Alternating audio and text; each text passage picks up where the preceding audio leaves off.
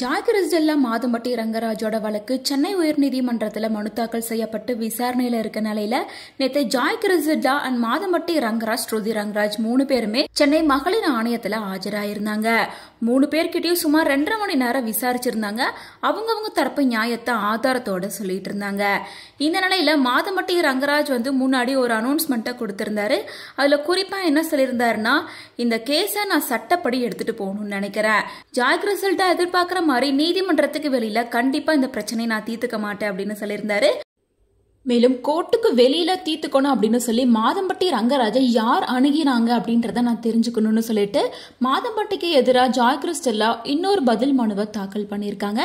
இந்த நோட்டீஸ் மாதம்பட்டி ரங்கராஜ் 24 மணி நேரத்துக்குள்ள ரிப்ளை கொடுக்கணும் அப்படின்னு எச்சரிச்சிருக்காங்க. ஸோ ஜாய் கிறிஸ்டெல்லா மாதம்பட்டிக்கு எதிராக எல்லா ஆதாரத்தையும் வச்சிருக்காங்க.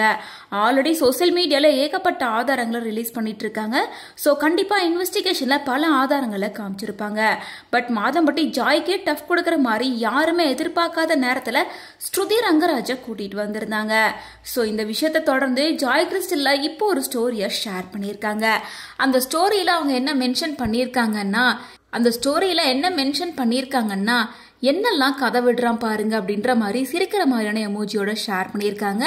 ஸோ இன்வெஸ்டிகேஷன்ல அவர் நிறைய பொய் சொல்லியிருக்காரு அப்படின்ற மாதிரி தான் இருக்கு. அது மட்டும் இல்லாமல் அவர்கிட்ட போதிய ஆதாரம் இல்லை அப்படின்ற மாதிரி தான் இருக்கு. ஸோ அதனால இந்த விசாரணையை வர 29ஆம் தேதி தள்ளி வச்சிருக்காங்க. அதை தொடர்ந்து ஜாய் கிறிஸ்டெல்லா மறுபடியும் இப்போ புதுசா ஒரு போஸ்டர் ஷேர் பண்ணியிருக்காங்க. அந்த போஸ்ட்ல அவங்க என்ன சொல்லியிருக்காங்க அப்படின்னு பார்த்தோம்னா, என்னோட இன்ஸ்டாகிராம்ல வர எல்லா மெசேஜுமே ரொம்ப அதிகமா இருக்கு. நான் உண்மையிலே சொல்றேன், எனக்கு வார்த்தையே கிடைக்கல. நீங்க கொடுக்குற அன்பும் ஆதரவும் என் மனசை ரொம்ப சந்தோஷமாக்கிடுச்சு. நிறைய பேர் உன்னை அப்படி பார்த்தப்ப எனக்கு கண்ணீரே வந்துருச்சுன்னு எழுதியிருந்தீங்க. உங்க ஆதரவு தான் எனக்கு கிடைச்ச மிகப்பெரிய வலிமை. என்னோட உடல்நிலை பற்றி எல்லாருமே கேட்கறீங்க. உங்களுக்காக நான் சில விஷயங்களை சொல்றேன். எனக்கு கொஞ்ச நாளாவே கடுமையான சர்விக்ஸ் வலி இருக்கு.